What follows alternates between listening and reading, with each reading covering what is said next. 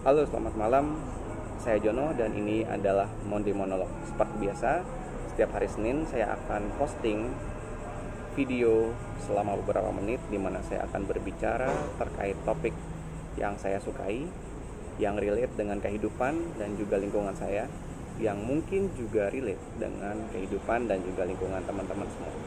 Sebelumnya saya ucapkan terima kasih untuk viewers, followers, dan juga subscribers dari Instagram dan juga YouTube channel saya. Jangan lupa untuk memberikan likes dan juga komen di video kali ini. Oke. Jadi untuk Monday Monolog edisi kali ini saya ingin berbicara tentang kopi. Ya, kopi.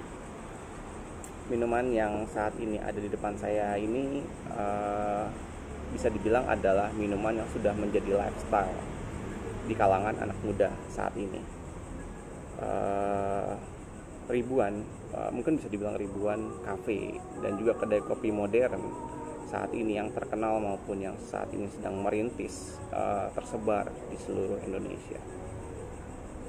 Dan ribuan kedai kopi dan juga kafe tersebut menjual jutaan porsi kopi kepada jutaan anak muda Indonesia. Dan saya dan juga teman-teman semua merupakan bagian dari 1 juta orang tersebut yang mungkin mengkonsumsi kopi hampir setiap hari.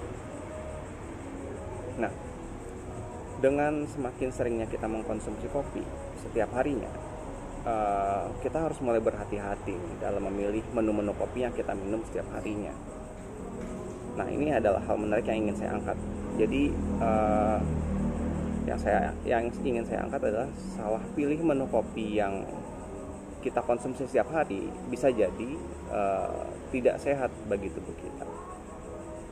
Seperti itu. Jadi salah memilih menu kopi.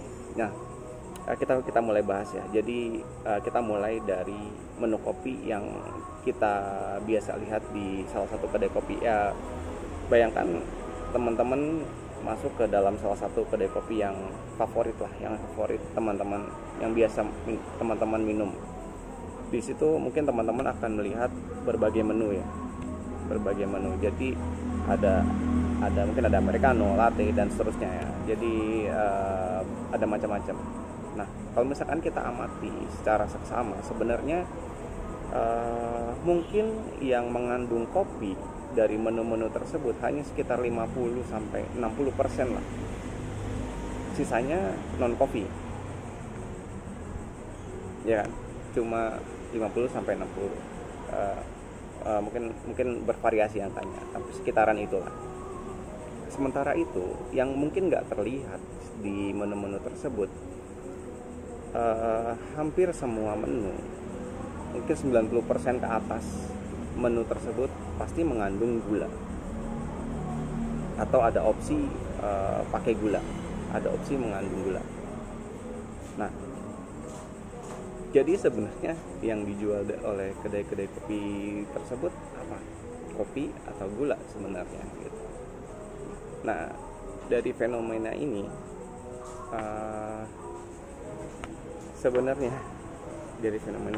sebenarnya gula ini nih yang bisa membuat tubuh kita jadi nggak sehat. Nah, seperti kita ketahui lah, gula itu memberikan bahaya. Jadi kalau misalnya kita konsumsi gula secara terus-menerus setiap hari, secara masif dan secara rutin, itu bisa bisa menyebabkan berbagai penyakit, bisa diabetes, darah tinggi, obesitas gitu, kemudian penuaan dini, dan yang paling penting dan paling berbahaya itu adalah ketagihan. Nah, setiap kali kita mengkonsumsi gula, secara nggak langsung otak kita akan dibanjiri dengan dopamin. Nah, ini nih sebenarnya yang menjadi jawaban kenapa kopi jadi banyak disukai. Padahal sebenarnya kopi itu kan pahit ya. Jadi kalau misalkan orang yang mengkonsumsi kopi tanpa gula, pertama kali nggak mungkin akan langsung suka.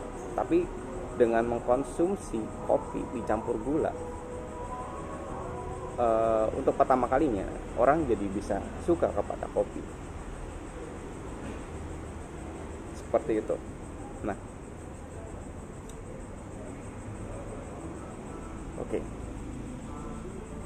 Nah, terakhir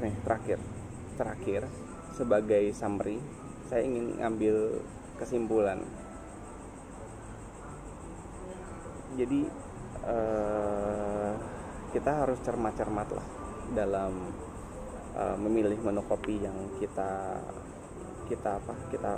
konsumsi setiap harinya. Ya nggak langsung, mungkin nggak harus langsung kita tinggalin gula, karena kan awalnya pasti kita kenal kopi pakai gula dulu gitu ya. Nggak harus langsung, mungkin dalam 1 minggu kita atur lah 1 hari atau 2 hari yang kita jadikan hari dimana hari konsumsi kopi tanpa gula.